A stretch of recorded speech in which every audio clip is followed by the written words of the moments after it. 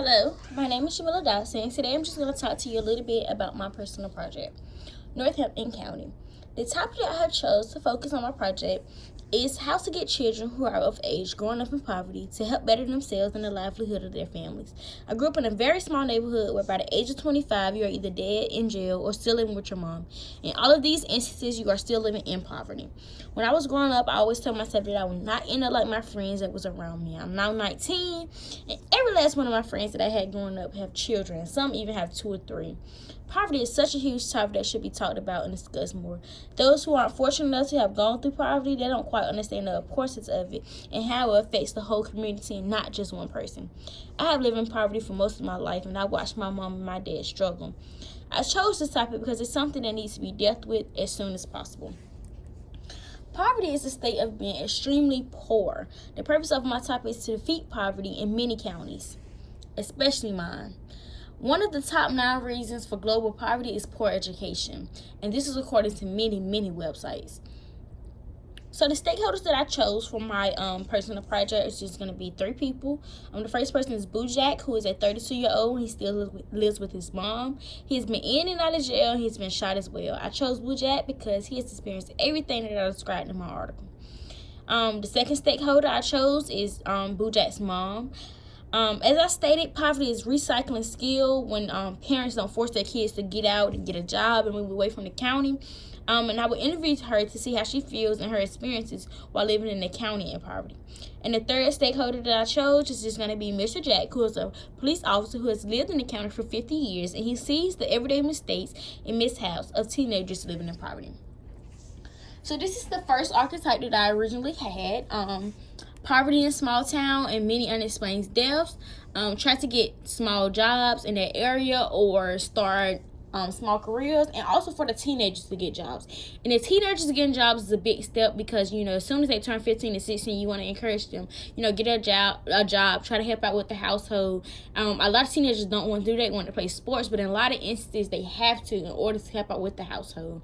And the reason for, that we don't have these jobs and we don't have, these things, and the reason they have to work and because we are in poverty is because of the lack of money. We aren't able to solve these unexplained deaths because of the lack of money and the lack of resources.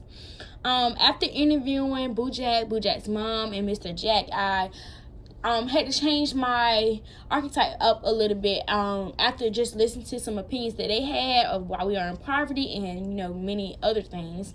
So I came back down to this: rather than poverty in a small town and unexplained deaths, the biggest thing of it all is just the poverty. Like, we have those unexplained deaths because we as a community are in poverty.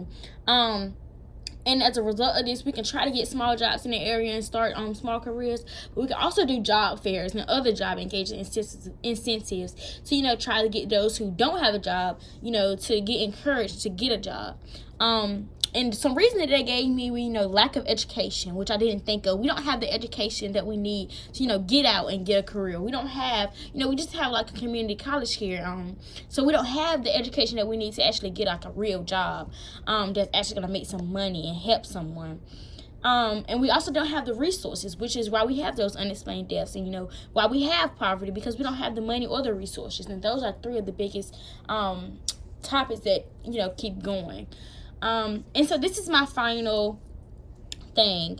To begin taking control of the great things that Northampton County has to offer, we will have to start with a great amount of change. So, all of these are the same, but just some things that, I have from mental models that my interview, we said, poverty has been around for a long time. Because we don't communicate and educate each other, it will stay. And that's what Mr. Jack thinks. The only jobs that are available are fast food, they're minimum wage, and that's what Bojack said.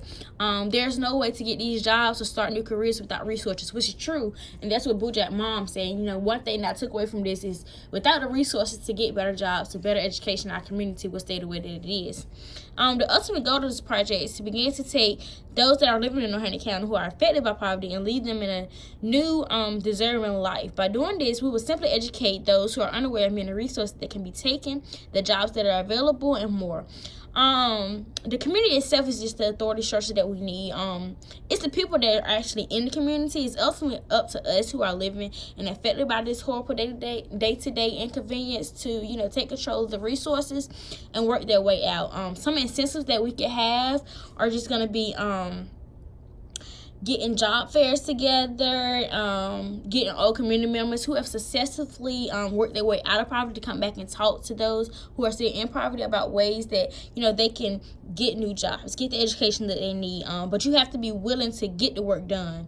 We begin to host a job fairs for those who aren't making enough money and provide those who are able to not able to get to work every day. We're going to provide them with rides to work so that they are able to, you know, make it to work if they don't have the ride. As far as funding, we're just going to be asking for donations from others who are local for gas money to get those people to work every day. Potential resources are, you know, of course, adults that's coming back to speak to those affected by poverty, but other resources is going to be like the police department. Just going to pick those up when needed. Take someone to work, little things like that. You know, and I want to, you know, be there for Bojack and his mom, you know, as a happy hand, just in case they need anything. And I think this is just a stepping stone, a way to get poverty out of our community by the end of 2020.